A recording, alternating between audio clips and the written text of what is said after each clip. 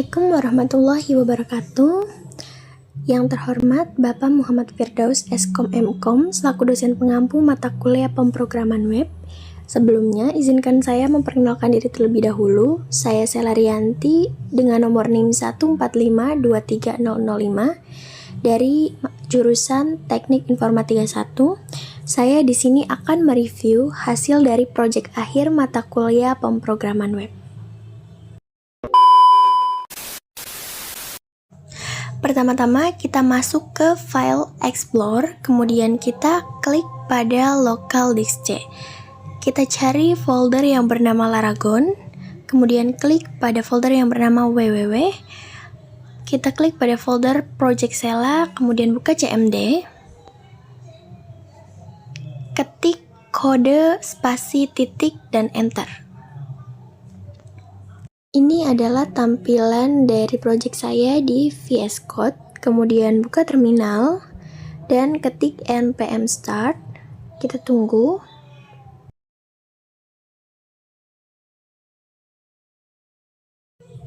Ini adalah halaman utama dari project ini yang bernama perkiraan cuaca. Kemudian kita close. Sebelum itu, jangan lupa kita aktifkan Laragon terlebih dahulu. Kita menuju ke Laragon, kemudian kita klik pada Start All, kita klik kanan, dan pilih API. Kemudian kita pilih yang Switch Document Root. Di situ ada tertera C.2 garis miring Laragon, garis miring www, garis miring project, _Sela, garis miring API.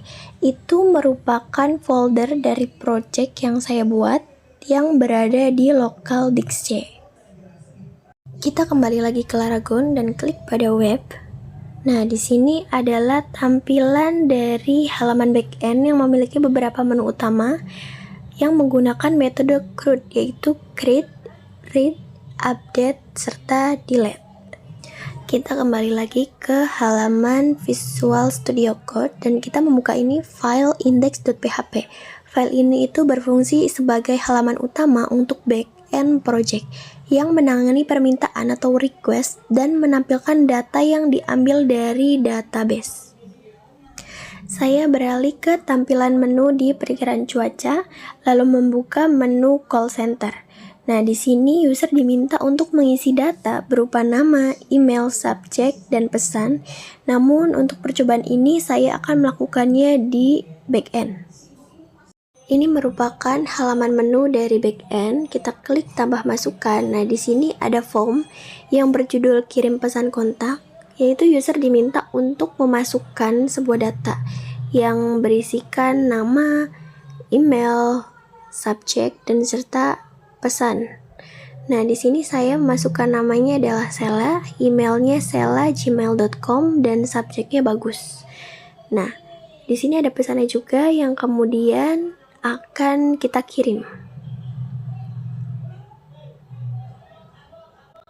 Jika berhasil dikirim, maka akan memunculkan pop-up yang bertulisan pesan berhasil dikirim. Lalu kita klik OK. Kita masuk ke menu kedua, yaitu lihat data. Di sini ada form yang berjudul data pesan kontak. Nah, data pesan kontak ini adalah untuk melihat data-data yang sudah user kirim. Salah satunya data yang baru saja kita masukkan tadi yang bernama Sela. Nah, kita klik kembali. Jadi, pada menu backend ini dia memiliki 4 metode, yaitu CRUD.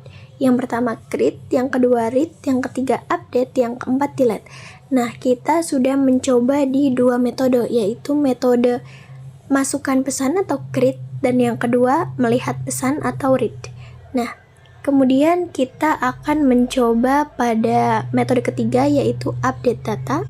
Kita ke menu ketiga, yaitu update data. Di sini ada form yang berjudul edit pesan. Kemudian kita klik pada pilih pesan. Kita cari pesan yang sebelumnya kita masukkan. Nah, di sini saya akan mengupdate pada bagian subjeknya, yang kemudian akan saya kirim.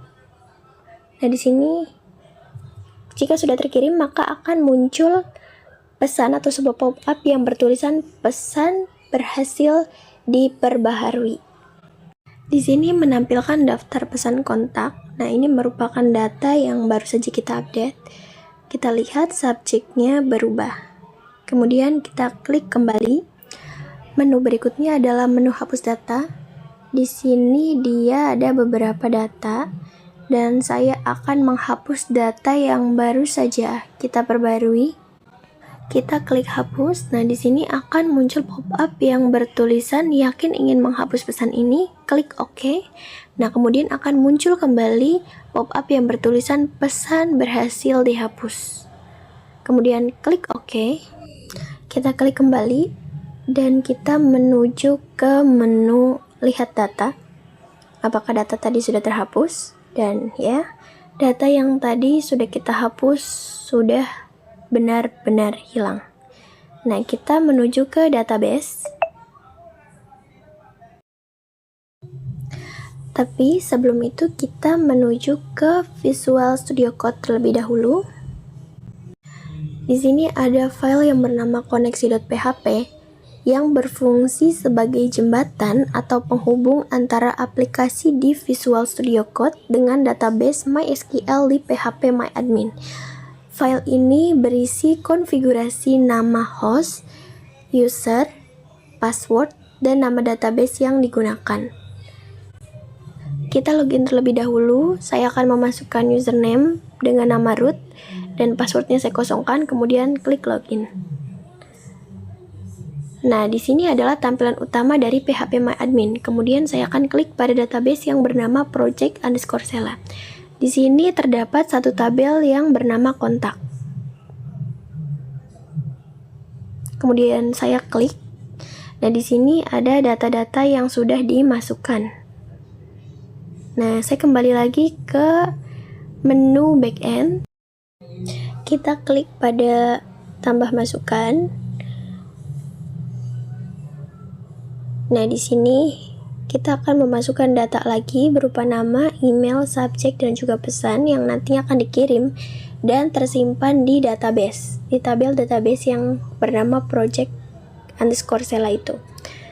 Nah, jangan lupa pesannya juga, dan kemudian kita kirim.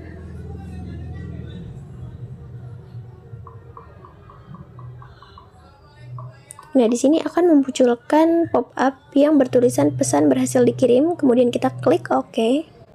Kita ke menu lihat data terlebih dahulu, apakah data yang sudah tadi kita kirim tersimpan di sini. Nah, dan kita ke localhost, jangan lupa di refresh. Nah, ini adalah data yang sudah kita masukkan tadi. Kemudian kita akan ke menu backend lagi. Kita akan ke menu hapus data. Tapi sebelum kita menghapus data, kita akan mengupdate datanya terlebih dahulu. Kita klik menu update data. Di sini kita pilih pesannya, pesan yang tadi saja. Nah, kemudian kita akan mengupdate di bagian pesannya. Kemudian kita klik simpan perbarui dan akan muncul pop-up seperti ini. Klik OK. Kita kembali ke. Nah, ini kita bisa lihat bahwa tadi datanya sudah terupdate. Di sini belum, dan kita refresh terlebih dahulu. Nah, ini datanya sudah terupdate. Di database-nya juga. Kita kembali ke menu backend. Kita akan menghapus datanya. Kita akan menghapus data ini, kita klik hapus, kemudian akan memunculkan pop-up seperti biasa, kita klik OK, kemudian OK lagi. Nah, kita akan melihat datanya. Kita ke menu lihat data. Nah, datanya sudah tidak ada, sudah terhapus. Kemudian kita ke localhost. Di sini datanya masih ada. Kenapa? Karena kita belum refresh. Jadi kita refresh dulu. Nah, datanya sudah terhapus. Sudah tidak ada di database ini. Kita ke VS Code terlebih dahulu. Nah, di sini saya akan mencoba mengenai get, post, put, serta delete. Yang pertama saya akan mencoba get pada file create.php. Nah, dia muncul. dia menampilkan kirim pesan kontak. Yang kedua, saya akan mencoba post. Pada create.php, kita kirim. Dia tidak memunculkan apa-apa. Dan yang ketiga, saya akan mencoba put pada create.php. Dia tidak juga memunculkan. Dan yang terakhir, saya akan mencoba bagian delete di create.php. Dan dia tidak bisa. Jadi pada create.php ini dia hanya bisa pada get. Nah, ini dia tampilan dari create.php di get. Jadi saya akan mencoba mengenai get, post, put, serta delete. Nah, yang pertama di sini saya akan mencari localhost yang create.php.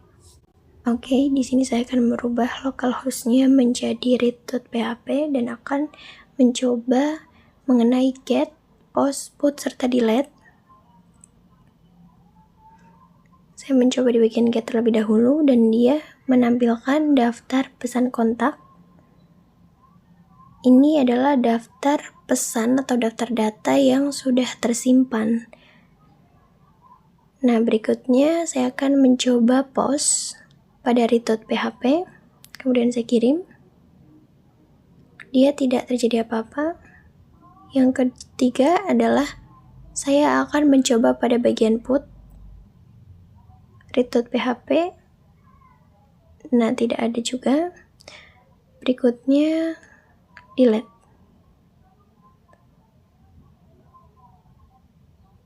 Nah, dia tidak ada. Jadi hanya bisa digunakan pada get saja. Kemudian klik kembali dan saya akan mencoba pada menu hapus data. Dan di sini saya akan merubah localhost yang semula adalah read menjadi delete.php. Saya akan mencoba di bagian delete-nya dan dia muncul. Yang kedua post, dia juga ada. Dan yang ketiga put, dia juga ada. Dan yang terakhir adalah get. Dia juga muncul. Nah, jadi pada delete.php ini dia bisa digunakan pada keempatnya. Nah, kita klik kembali, kemudian kita ke menu update data. Di sini pilih pesan. Nah, kita mengganti menjadi localhost garis miring update.php. Kita akan mencobanya di get. Dia ada. Yang kedua di post. Dia juga ada. Dan yang ketiga di put. Dia ada. Yang keempat di delete. Dia juga bisa. Jadi pada update.php ini dia bisa digunakan pada keempatnya. Bisa memunculkan di keempatnya. Baik, sekian dari penjelasan saya mengenai project backend di mata kuliah pemrograman web ini. Kurang lebihnya mohon maaf. Wabillahi taufiq wal hidayah. Wassalamualaikum warahmatullahi wabarakatuh.